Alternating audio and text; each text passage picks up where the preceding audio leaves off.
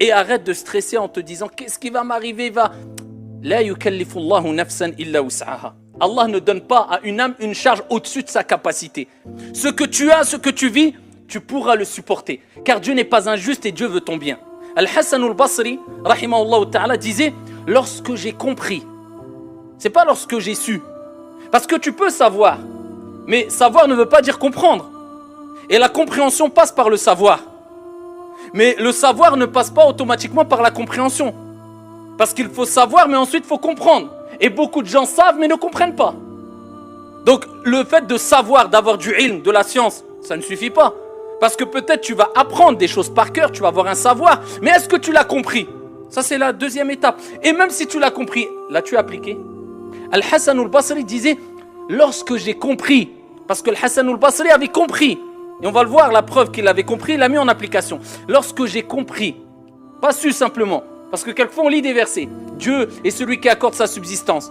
Dieu est celui qui délivre des problèmes. Là tu sais, mais est-ce que tu l'as compris? Comment réagis-tu lors des problèmes?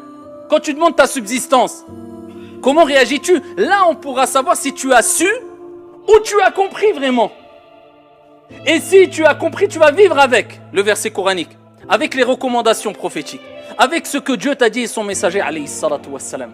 Tu vas mettre en application cette spiritualité, cette croyance, cette certitude, la conviction que Dieu c'est lui qui accorde, c'est lui qui ouvre les portes, c'est lui qui délivre, c'est lui qui, ton Seigneur tabaraka wa ta'ala. Il dit, lorsque j'ai compris que c'est Allah mon Seigneur qui accorde la subsistance, à ce moment-là mon cœur s'est apaisé.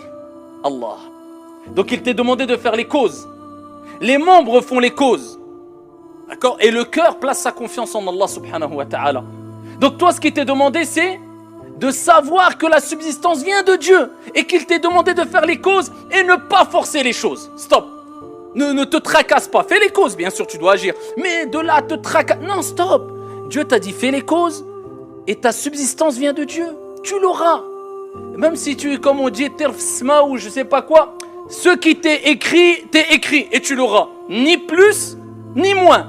Je répète, ça ne veut pas dire on reste les bras croisés, car le prophète a dit aux compagnons, quand le prophète a parlé du destin, il dit non, œuvrez et vous serez interrogés sur ce que vous avez fait. Toi œuvre, mais tranquillement, d'accord, de manière sereine, de manière apaisée.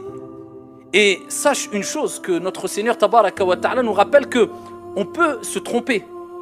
Et peut-être une chose peut te paraître bonne alors qu'elle est mauvaise. Une chose peut te paraître mauvaise, tu crois qu'une porte s'est fermée, c'est un mal, c'est un bien.